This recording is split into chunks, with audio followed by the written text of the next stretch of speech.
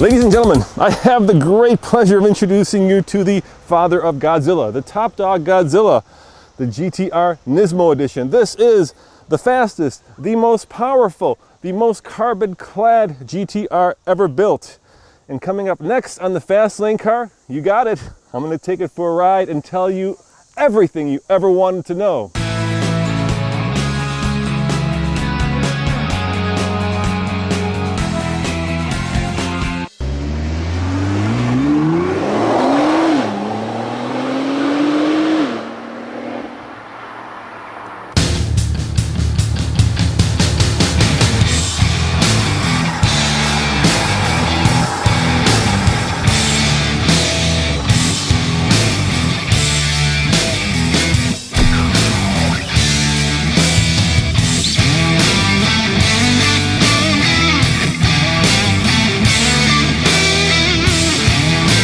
Oh, Frank.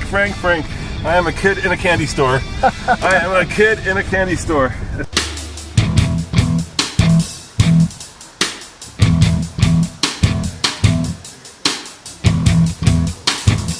.600 horsepower, 481 pounds per foot of torque.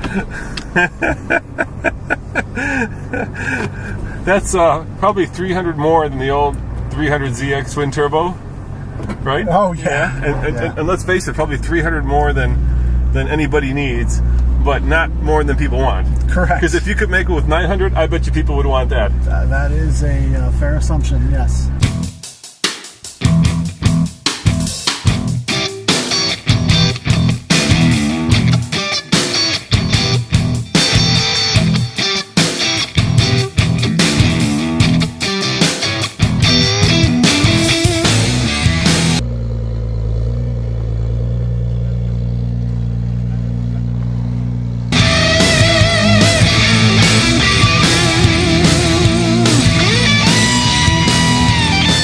All right, so what's the difference between this Nismo GTR and a straight up normal GTR? The premium edition GTR, well, a non-Nismo GTR is 545 horsepower, 463 pounds per foot of torque, versus the already stated 600 horsepower, 481 pounds per foot of torque. The Nismo body kit creates an additional 200 pounds of downforce. Yep. So this is the ultimate track vehicle. There's, I think, 30 kilograms of weight reduction because 60 pounds, 62 pounds for you guys. Roughly, 64 actually. My numbers may be off. I have to double check because I think it's actually. So it's lighter. Yeah. It's more powerful. It's lighter, more powerful. It looks more badass. Yes. How about the suspension? Is it tweaked a little bit? The suspension is an entirely different suspension than the non-Nismo vehicles. Right. As far as the car, the way they get the weight reduction is we have all new front and rear fascias. They're carbon Kevlar, not carbon fiber. The trunk lid's carbon fiber. The wings carbon fiber. And obviously the power bump doesn't hurt when you have some additional weight reduction there.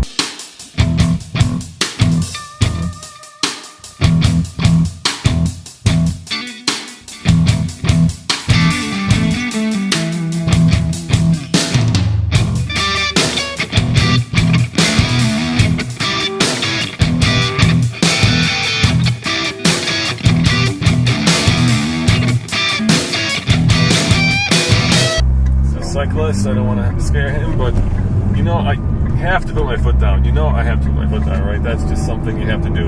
Yes. But the science is 35, so I can't put my foot down. We need to get this on a track.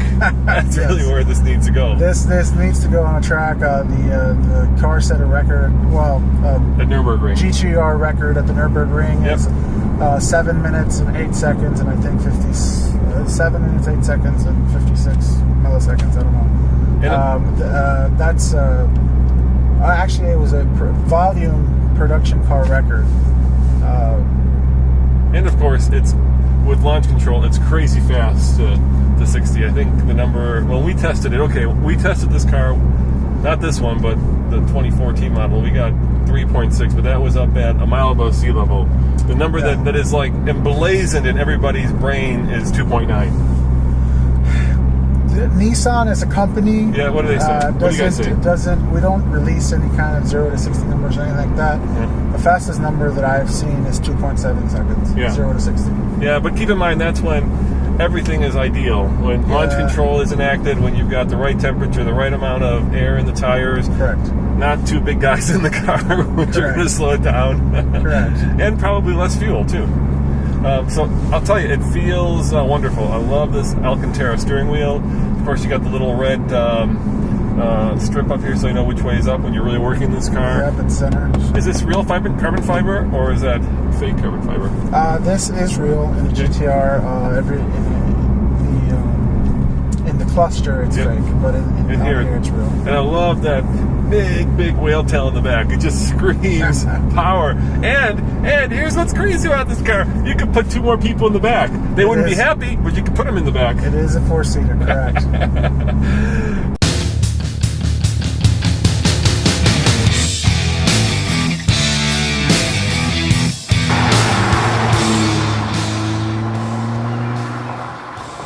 So, Godzilla, as obviously this is known among enthusiasts, has a reputation that precedes it. And rightfully so, but it's getting a little long in the tooth now. This has been around a while. So, once again, I'm going to ask you, what's the inside scoop? What is happening with the GTR between me and you?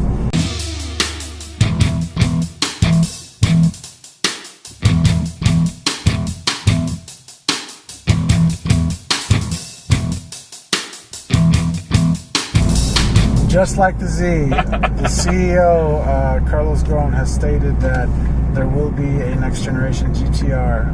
And the 2 cars, for next generation purposes right now, are tied at the hip. Yep. So we have already started talking about next generation GTR. Our advanced planning group has begun the initial stages of researching what the car needs, what the customer wants, if we need to target a different customer, things of that nature.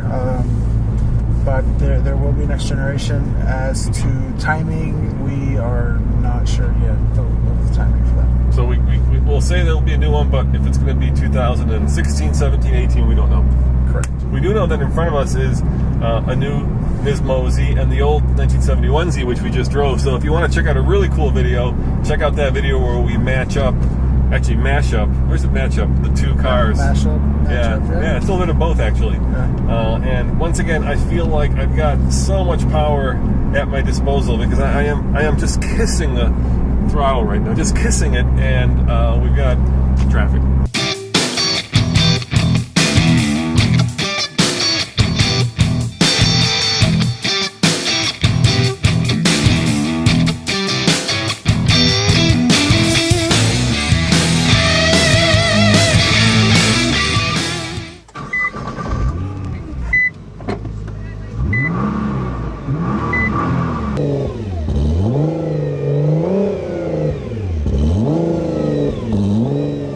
I'm going to floor it a little bit, so just be ready. Here we go. We're going to give a little bit of... Oh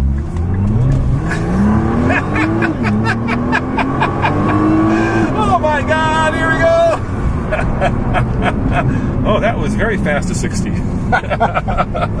You know what's crazy about this car when you do that?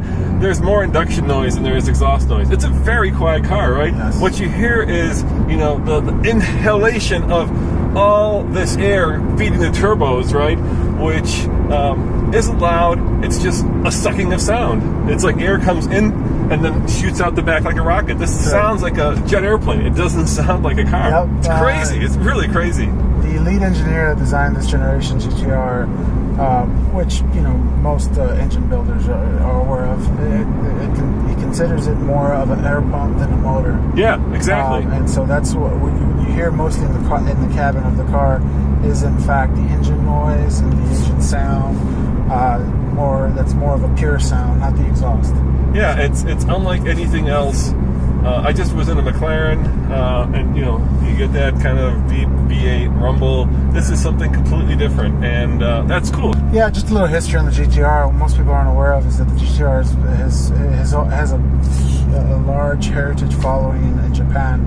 It's also been available in Japan since the 60s. The Skyline. The Skyline, yeah, correct. The Skyline, the Skyline is a direct descendant of the GTR line.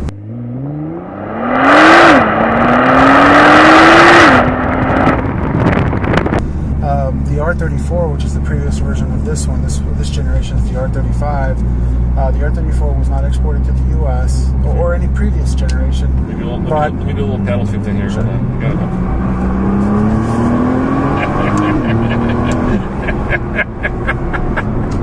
I'm sorry. No, you're fine. It's just so much fun. I could do that all day long. Yeah. And what's amazing is you can do that all day long and take it to a Nissan dealership to have it serviced. Correct. Right? Like some of these old Ferraris, to do a belt job on them, replace the tire belts, it's like $12,000. You're going to pull the engine. And here, hand-built engine, but you can take it to your local Nissan dealership. How crazy is that?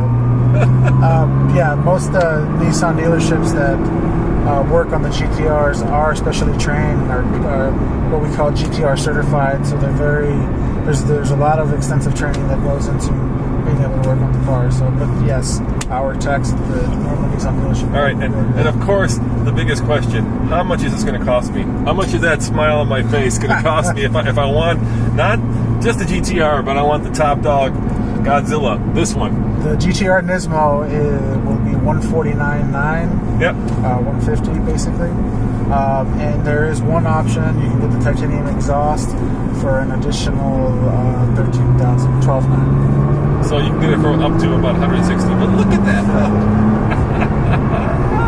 that! It's seamless. It's completely painless power. I mean, that's a great way to describe it. Yes, and even the fuel economy in this car, it doesn't get hit with the gas guzzler, does it? I do not believe so.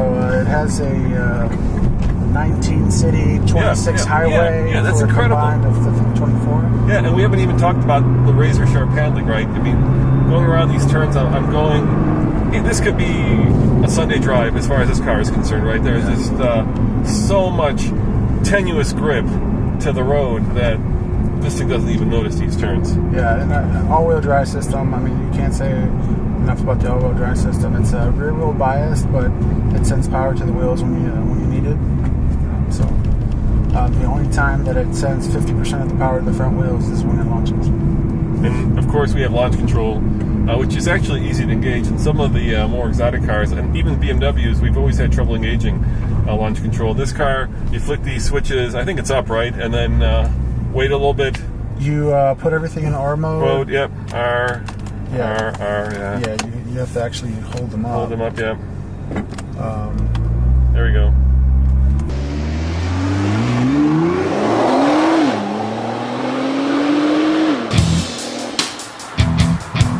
And wow, just loud. Thank you. This has been a real treat to drive this car. No problem. A real treat. No problem.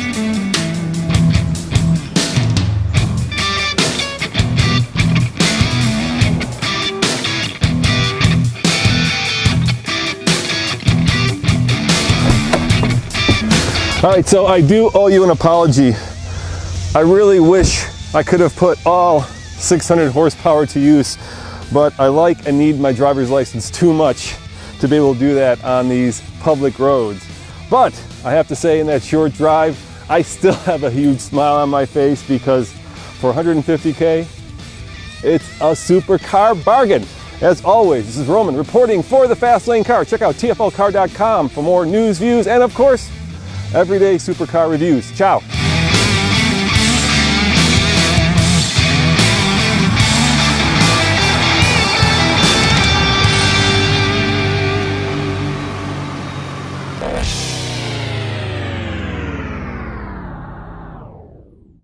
This is one of the more fun mashups, or is it matchups, I've had the luxury to do for the Fast Lane Car.